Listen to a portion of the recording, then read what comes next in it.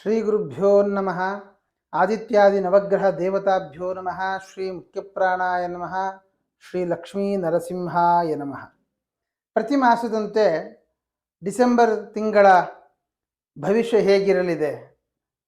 ಕಾರಣ ಚರ್ಮ ವ್ಯಾಧಿಗಳನ್ನು ಪರಿಹಾರ ಮಾಡುವಂತಹ, ಸಕಲ ಸಂಪತ್ತನ್ನು ಕೊಡತಕ್ಕಂತಹ ಎಂತಹ ಕಷ್ಟದ ಸಮಸ್ಯೆ ಇದ್ದರೂ ಅವನ ಆರಾಧನೆಯನ್ನು ಮಾಡಿದರೆ ಎಲ್ಲ ವಿಧವಾದ ಸಂತೋಷವನ್ನ, ಸಂತೃಪ್ತಿಯನ್ನ, ಸಂತಾನವನ್ನ, ಸತ್ಸುಖವನ್ನ ಕೊಡುವಂತಹ ನಾಗರ ಪಂಚಮಿ, ಚಂಪಾ ಷಷ್ಠಿ, ಜೊತೆಯಲ್ಲಿ ನಮ್ಮ ಎಲ್ಲ ಕಷ್ಟಗಳನ್ನು ಪರಿಹಾರ ಮಾಡುವಂತಹ ಸಾಡೆ ಸಾತಿನ ಶನಿಯ ದೋಷವನ್ನು ಪರಿಹಾರ ಮಾಡುವಂತಹ ಹನುಮದ್ ವ್ರತವೂ ಕೂಡ ಈ ಮಾಸದಲ್ಲಿ ಬರಲಿದೆ. ಹಾಗಾದರೆ ಈ 12 ರಾಶಿಗಳಲ್ಲಿ ಸಾಡೆ ಸಾತಿರುವಂತಹ ರಾಶಿಯವರು ಏನು ಮಾಡಬೇಕು?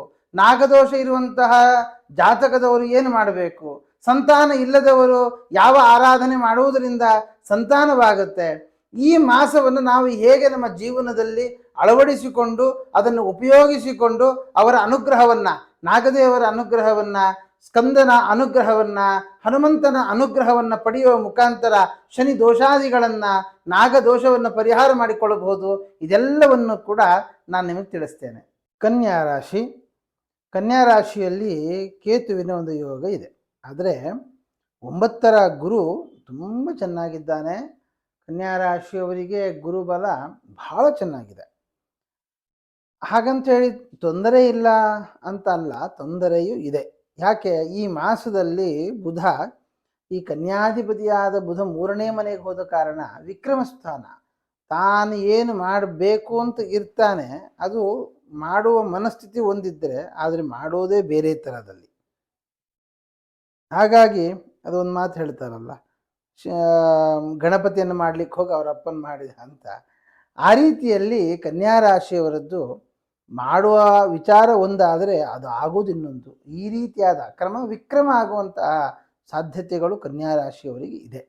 ಆದ್ದರಿಂದ ಅದರಲ್ಲಿ ಪ್ರಧಾನವಾಗಿ ಕೆಲಸದಲ್ಲಿ ನೀವು ಒಂದು ಪ್ರಾಜೆಕ್ಟ್ ಕೊಟ್ಟಿರ್ತಾರೆ, ಆ ಪ್ರಾಜೆಕ್ಟನ್ನು ಯಾವ ರೀತಿಯಲ್ಲಿ ಮಾಡಬೇಕು ಅಂತ ನೀವು ಯೋಚನೆ ಮಾಡ್ತೀರಿ, ತುಂಬ ಒಳ್ಳೆಯ ಯೋಚನೆ ಆಗಿರುತ್ತೆ. ಆದರೆ ಅದು ತಯಾರಾಗುವಾಗ ಮಾತ್ರ ನೀವು ಅಂದುಕೊಂಡದ್ದಕ್ಕಿಂತ ವಿಭಿನ್ನವಾಗಿ ಆಗುತ್ತೆ.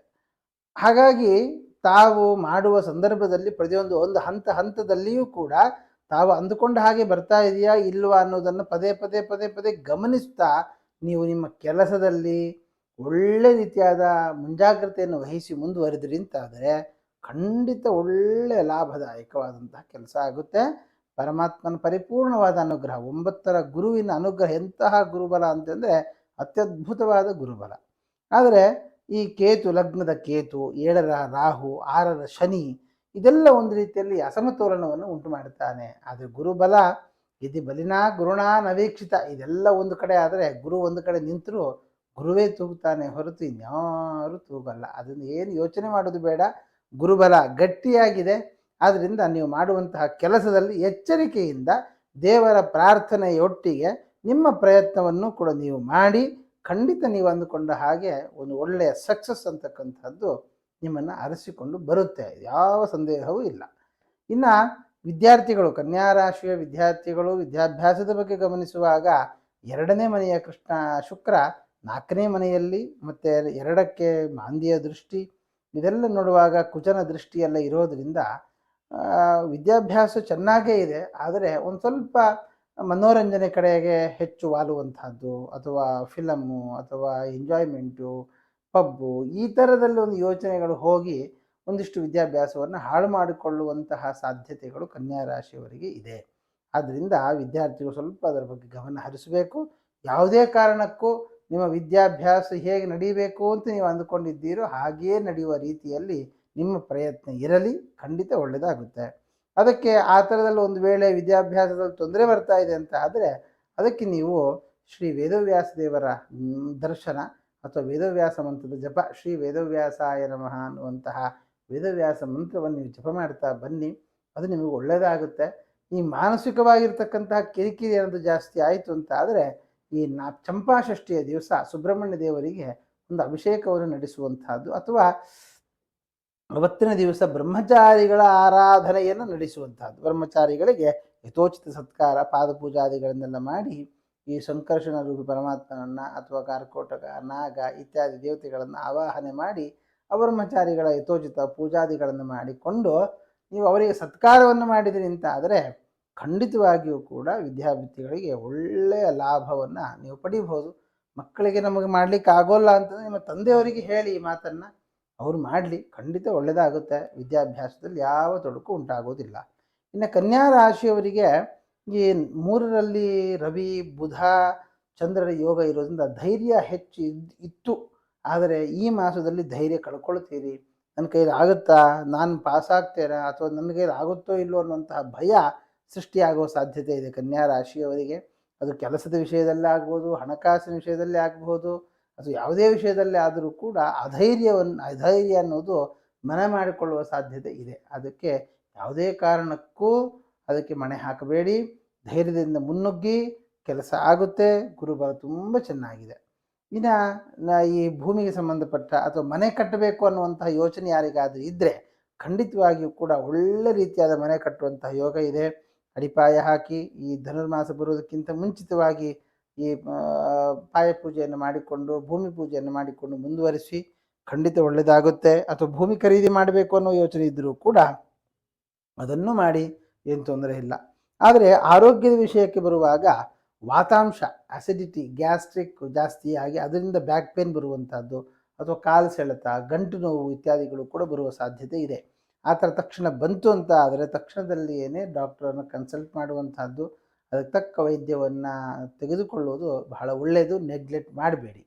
ಇನ್ನು ವಿವಾಹಾರ್ಥಿಗಳಿಗೆ ವಿವಾಹದ ವಿಷಯದಲ್ಲಿ ನೋಡುವಾಗ ಒಳ್ಳೆಯ ಯೋಗ, ವಿವಾಹ ಆಗುವಂತಹ ಯೋಗಗಳೆಲ್ಲ ಇದ್ದಾವೆ.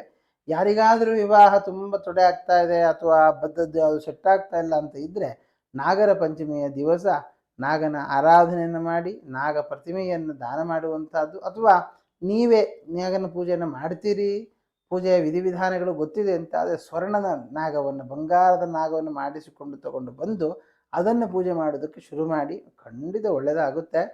ಇನ್ನು ಅದರಿಂದ ವಿವಾಹ ಅಥವಾ ಕೆಲಸ ಇತ್ಯಾದಿಗಳು ಕೂಡ ಅನುಕೂಲವಾಗುತ್ತೆ. ಸಂತಾನಾಕಾಂಕ್ಷಿಗಳಿಗೆ ಸಂತಾನದ ಲಾಭ ಇದೆಯಾ ಇಲ್ವಾ ಇತ್ಯಾದಿಗಳನ್ನು ಗಮನಿಸಿದಾಗ ನಮಗೆ ಈ 5ನೇ ಮನೆಗೆ ಗುರುದೃಷ್ಟಿ, ಸಂತಾನ ಕಾರಕನಾದ ಗುರುದೃಷ್ಟಿ, ಮತ್ತು ಸಂತಾನ ಅಧಿಪತಿ, ಸಂತಾನ ಕ್ಷೇತ್ರಾಧಿಪತಿಯಾದಂತಹ ಶನಿ 6ಕ್ಕೆ ಹೋಗಿರುವ ಕಾರಣ ಇದೊಂದು ದತ್ತಪುತ್ರ ಯೋಗವನ್ನು ಹೇಳ್ತಾರೆ ಕನ್ಯಾ ರಾಶಿಯವರಿಗೆ. ಅದರಲ್ಲಿ ಕೆಲವು ಲಕ್ಷಣಗಳನ್ನು ಹೇಳ್ತಾರೆ. ಅದು ಪರಿಪೂರ್ಣವಾದ ಲಕ್ಷಣ ಇಲ್ಲದೆ ಹೋದರೂ ಕೂಡ ಯಾರಿಗೆ ಸಂತಾನ ಆಗಿಲ್ಲ ಅವರೇನಾದ್ರು ದತ್ತಿಗೆ ತಗೊಳ್ಬೇಕು ಅನ್ನುವಂಥ ವಿಚಾರವನ್ನು ಮಾಡ್ತಾ ಇದ್ದರೆ ಈ ಮಾಸದಲ್ಲಿ ಅದನ್ನು ನೋಡಬಹುದು. ಅಥವಾ ಸಂತಾನದ ಬಗ್ಗೆ ಯೋಚನೆ ಮಾಡ್ತಾ ಮೆಡಿಸಿನ್ ತಗೊಂಡು ಹೇಗಾದರೂ ಸಂತಾನ ಪಡೆದುಕೊಳ್ಳಲೇಬೇಕು ಅನ್ನೋ ಯೋಚನೆ ಇದ್ದವರು ಸ್ವಲ್ಪ ತಾಳ್ಮೆಯಿಂದ ಇರಿ, ಖಂಡಿತ ಆಗುತ್ತೆ, ಏನು ಹೆದರು ಆಗುತ್ತೆ ಇಲ್ಲ. ಸಮಸ್ಯೆಗಳು ಜಾಸ್ತಿ ಆಗ್ತಾ ಇದೆ ಅಂತಿದ್ದರೆ ನಿಮ್ಮ ಜಾತಕದ ವಿಮರ್ಶೆಯನ್ನು ಒಮ್ಮೆ ಮಾಡಿಸಿಕೊಳ್ಳಿ. ಅದರಿಂದ ದೋಷಾದಿಗಳು ಏನು, ಅದಕ್ಕೆ ಪರಿಹಾರಗಳೇನು ಅನ್ನೋದನ್ನು ನೀವು ತಿಳಿದುಕೊಳ್ಳಬಹುದು. ಇನ್ನು ಈ ಕೆಲಸಕ್ಕೆ ಸಂಬಂಧಪಟ್ಟ ಹಾಗೆ ಕೆಲಸದ ಬಗ್ಗೆ ವಿಚಾರ ಮಾಡುವಾಗ ನಾನು ಹಿಂದೆನೂ ಹೇಳಿದ್ದೇನೆ, ಕೆಲಸದ್ದು ಆಚೆ ಈಚೆ ಆಗುವ ಸಾಧ್ಯತೆ ಇದೆ ಅಂತ. ಹಾಗಾಗಿ ಯಾವುದೇ ಕಾರಣಕ್ಕೂ ಕೆಲಸ ಬಿಡಬೇಡಿ. ಕೆಲಸ ಬಿಡುವುದರಿಂದಾಗಿ ಇನ್ನು ಸಮಸ್ಯೆಗಳು ಜಾಸ್ತಿ ಆಗುತ್ತೆ. ಕೆಲಸ ಬಿಡದೆ ಇದ್ದ ಕೆಲಸವನ್ನು ಒಳ್ಳೆಯ ರೀತಿಯಲ್ಲಿ ಮಾಡಿಕೊಂಡು ಹೋಗಿ, ಖಂಡಿತ ಅನುಕೂಲ ಆಗುತ್ತೆ. ಕೆಲವು ಸಹಾಯ ಬೇಕಾಗುತ್ತೆ, ಕೆಲವರ ಸಹಾಯ ಬೇಕಾಗುತ್ತೆ. ನಾನೇ ಕೇಳಲಿ ಅಂತ ಕೂತ್ಕೊಳ್ಬೇಡಿ. ಖಂಡಿತವಾಗಿಯೂ ಕೂಡ ನಿಮಗೆ ಸಹಾಯ ಬೇಕಾದಾಗ ಬೇರೆಯವರಿಂದ ಪಡೆದುಕೊಳ್ಳಿ, ಅದು ನಿಮಗೆ ಒಳ್ಳೆಯದಾಗುತ್ತೆ. ಇನ್ನು ಲಾಭದಲ್ಲಿ ಕುಜನ ಯೋಗ, ಭೂಮಿಯಿಂದ ಲಾಭ ಬರುವಂತಹದ್ದು, ಸಹೋದರರಿಂದ ಲಾಭ ಅಥವಾ ಸಹೋದರಿಯರಿಂದ ಲಾಭಾದಿಗಳು ಕೂಡ ನಿಮಗೆ ಸಿಗುತ್ತೆ, ಏನು ಯೋಚನೆ ಮಾಡಬೇಡಿ. ಆದರೆ 12ನೇ ಮನೆಯ ರವಿ 3ನೇ ಮನೆಯಲ್ಲಿರೋದ್ರಿಂದಾಗಿ ಪತಿತಸ್ತು ರಿಪ್ಪೆ ಅಂತ ಹೇಳುವಂತಹ ಫಲ, ಹಾಗಾಗಿ ಬೀಳುವಂತಹದ್ದು, ನಷ್ಟ ಆಗುವಂತಹ ಸಾಧ್ಯತೆಗಳಿದೆ. ಆದರೆ ಧೈರ್ಯವನ್ನು ಮಾಡಿ ಮುನ್ನುಗ್ಗಿದರೆ ಯಾವುದು ನಷ್ಟ ಆಗೋದಿಲ್ಲ, ಎಲ್ಲದರಲ್ಲೂ ಕೂಡ ಲಾಭವನ್ನು ನೀವು ಕಾಣಬಹುದು. ಹಾಗಾಗಿ ಕನ್ಯಾ ರಾಶಿಯವರಿಗೆ ಆರೋಗ್ಯದಲ್ಲಿ ಹೆಚ್ಚಿನ ಮಟ್ಟಿಗೆ ತೊಂದರೆಗಳು ಕಂಡು ಬರ್ತಾ ಇದೆ. ನಷ್ಟದ ಬಗ್ಗೆ ಯೋಗ ಜಾಸ್ತಿ ಇದೆ. ಹಾಗಿರುವಾಗ ಶನಿಯ ಷಷ್ಠದಲ್ಲಿ ಕೂತು ಇದನ್ನೆಲ್ಲ ತೋರಿಸ್ತಾ ಇದ್ದಾನೆ. ಹಾಗಾಗಿ ಅದರಲ್ಲಿ ಕೂಡ ಈ ನಷ್ಟ ಅಥವಾ ವಾತಕ್ಕೆ ಸಂಬಂಧಪಟ್ಟ ಹಾಗೆ, ಅಸಿಡಿಟಿಗೆ ಸಂಬಂಧಪಟ್ಟ ಹಾಗೆ ಇದೆಲ್ಲ ನಾವು ಗಮನಿಸಬೇಕಾಗಿರುವಂಥದ್ದು. ಅದರಲ್ಲಿಯೂ ಕೂಡ ಕಣ್ಣಿಗೆ ಸಂಬಂಧಪಟ್ಟ ಒಂದು ಸ್ವಲ್ಪ ಏರುಪೇರಾಗುವ ಸಾಧ್ಯತೆ ಇದೆ. ಆ ರೀತಿಯಲ್ಲಿ ಏನಾದರೂ ಆರೋಗ್ಯದಲ್ಲಿ ತುಂಬ ಏರುಪೇರಾಗ್ತಾ ಇದ್ದರೆ ನೀವು ಹನುಮಂತ ದೇವರನ್ನು ವಿಶೇಷವಾಗಿ ಪ್ರಾರ್ಥನೆ ಮಾಡಿ. ಈ ಡಿಸೆಂಬರ್ ಮಾಸದಲ್ಲಿ ನಾವು ಈ ಉಷಕ್ಕಾಲ ಪೂಜೆ ಬಹಳ ವಿಶೇಷ, ಇದು ನೆನಪಿಟ್ಟುಕೊಳ್ಳಿ. ಉಷಕ್ಕಾಲ ಪೂಜೆ ಅಂದರೆ ಬೆಳಗಿನ ಕಾಲದಲ್ಲಿ ಎದ್ದು ದೇವರಿಗೆ ಪೂಜೆಯನ್ನು ಸಲ್ಲಿಸಿ ಆ ಒಂದು ಮುದ್ಗಾನ್ನವನ್ನು ದೇವರಿಗೆ ನೈವೇದ್ಯ ಮಾಡಿದರೆ ಬಹಳ ಪುಣ್ಯವನ್ನು ಹೇಳ್ತಾರೆ ಧನುರ್ಮಾಸ ಮಾಸ ಮಾಹಾತ್ಮ್ಯದಲ್ಲಿ. ಹಾಗಾಗಿ ನೀವು ಕನ್ಯಾ ರಾಶಿಯವರು ಆ ಕೆಲಸವನ್ನು ಮಾಡುವುದರಿಂದ, ಧನುರ್ಮಾಸದ ಪೂಜೆಯನ್ನು ದೇವರಿಗೆ ಸಲ್ಲಿಸುವುದರಿಂದ, ಪ್ರತಿನಿತ್ಯ ಹನುಮಂತ ದೇವರಿಗೆ ಪುನಶ್ಚರಣೆಯನ್ನು ಮಾಡುವುದರಿಂದ ನಿಮ್ಮ ಎಲ್ಲ ದುಃಖಗಳನ್ನು, ಅನಾರೋಗ್ಯವನ್ನು ಪರಿಹಾರ ಮಾಡಿಕೊಳ್ಳಬಹುದು ಅಂತ ಹೇಳ್ತಾ ಶ್ರೀಕೃಷ್ಣಾರ್ಪಣಮಸ್ತು.